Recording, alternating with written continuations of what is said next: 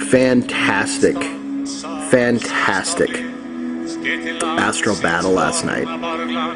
Fantastic. And I just want to get right into it. Last night I got to celebrate a holiday with a large group of people, and there was a lot of alcohol, a lot of wine being passed around, and by the time I got home I could really feel that I was on the verge of an astral projection while still pretty buzzed. So I laid down and just let it happen, and it was one of the easiest ones that I've ever gone. I didn't have to be in a lucid dream and then astrally project, which I do pretty frequent. This was still very consciously aware, the full body buzz that just went from my lower body all the way up, and it wasn't even one where I projected from my third eye. I stepped outside of, literally rolled out of my body. My consciousness transferred straight over to my astral body without the tunnel. And I like the tunnel, I really do. This one was different, where I just kind of rolled out and I could see my physical body laying on the bed. And I did a really quick check. I went through my physical body, couldn't see anything that looked like it shouldn't belong.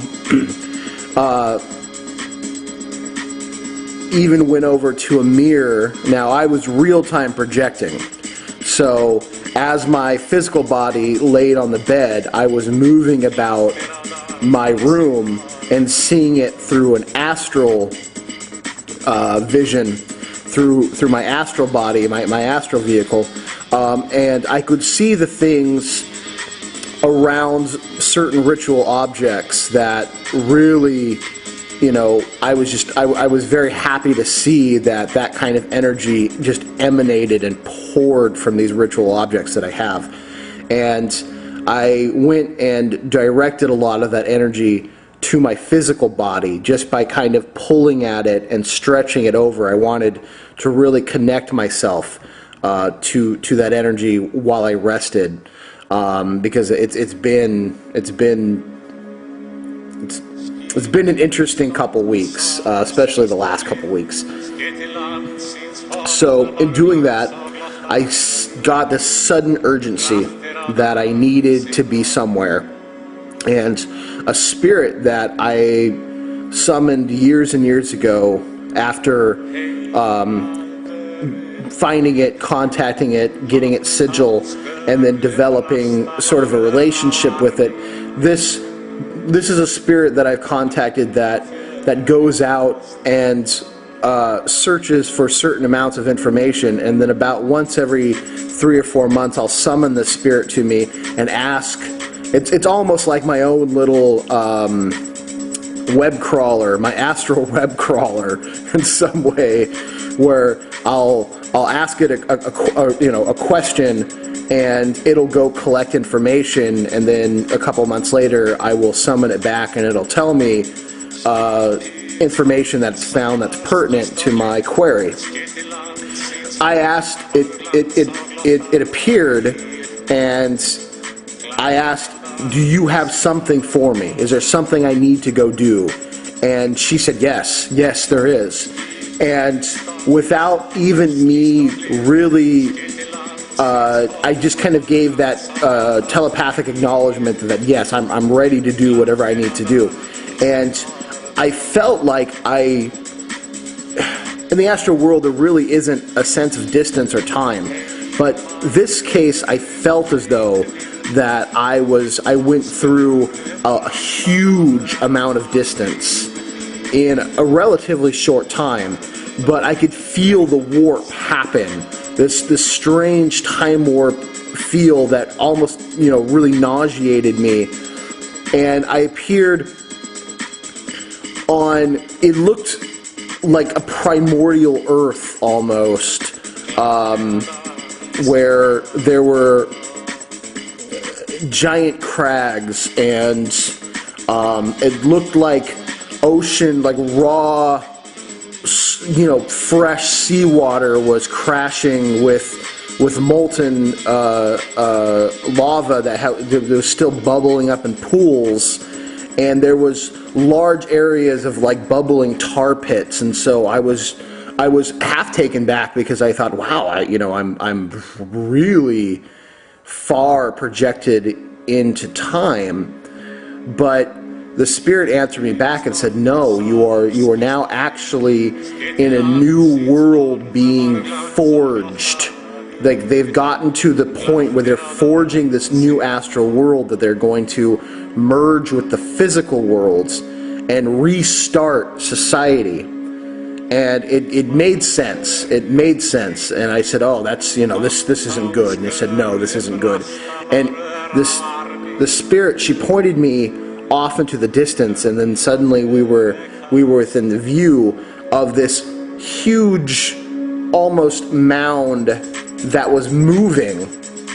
And as I got closer and closer, I could see, I want to say the thousands, doesn't even, millions even, of chained humans through the neck, connected by the neck, and their hands bound behind their backs. And they were pulling this massive obelisk behind them that had no wheels. They were just dragging it and being forced to drag it.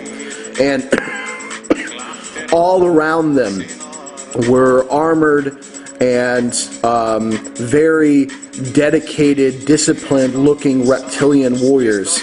And they were whipping and kicking and biting and scratching any of the humans that misstepped or seemed as though they were too strong, or they were on the verge of dying anyways. They didn't want them too strong, because then they could fight, I guess.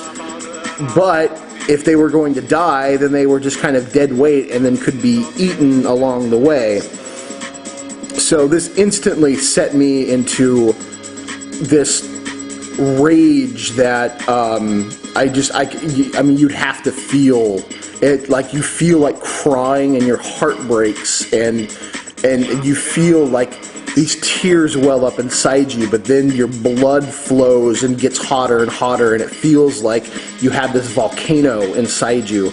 And I was so angry, and I could look up, and on the top of this obelisk was this large, massively obese, almost like you would say like a Jabba the Hutt-esque lizard that was surrounded by not only, but here's the interesting part, is there were reptilian slaves as well, which confused me because I have never seen that or heard of that before. But he had reptilian slaves chained to like this large bondage vest that he wore, but he had many human women, children chained, and they were crawling all over his body, and he was slapping them and telling them to, and they were literally licking him from head to toe. And this was very, very much, this gross sexual-esque humiliation. And just step back from it. Sure, I know there are people out there that enjoy that power transfer, and maybe even groups that play this way, but those groups enter into it consciously. They're aware of what they're doing and can stop and leave if it gets too much. This is full-on sexual ownership, slavery. There is no choice. There is no choice. And this giant, bulbous, sweating, nasty, nasty lizard is just directing this and calling edicts down and making these humans drag this giant, which now I'm figuring out is a cornerstone. It's an important foundation for whatever it is being built to be built. And this is going to be a massive part of it. And my anger swells up so much that I know it all of a sudden it's fully aware of me. And I am screaming out to Thor and to Hercules that this must end. This must end. And I need to right now go and take care of this. And I could feel St. George. I could see him now on the horizon. I could feel thunder and lightning. And I could feel that start to go through my body. And it's like I'm trying to surf a volcano when Thor takes my head. There's so much power that I really feel at any point I could just burst open. That it's not very safe for me to try and contain all that Thor is. Because he's so powerful, he could just shred my astral body if I take on too much. But I'm always willing to do that. And I could feel the energies of Mars start to shift. And I could feel and I could see as I am projecting it out there, this is what we need. This huge army of Mars, of human warriors, begin to appear on this astral battlefield. And I'm screaming out to them, please save these human souls, ride up against these reptilian warriors, and take them down. Fuck them into the underworld. This needs to happen. And as this whole battle began to set into motion, I was screaming forward now, holding the hammer of Thor, holding all that energy in, and like a fucking Patriot missile screaming towards that bulbous, you know, disgustingly obese reptile who now is fully aware and is now coming at me with all these human slaves being taken with him as they are dangling from this huge bondage vest that he's wearing that's chained all them, and even the reptilian slaves, and he's whirling them over his head. I gotta do video 2.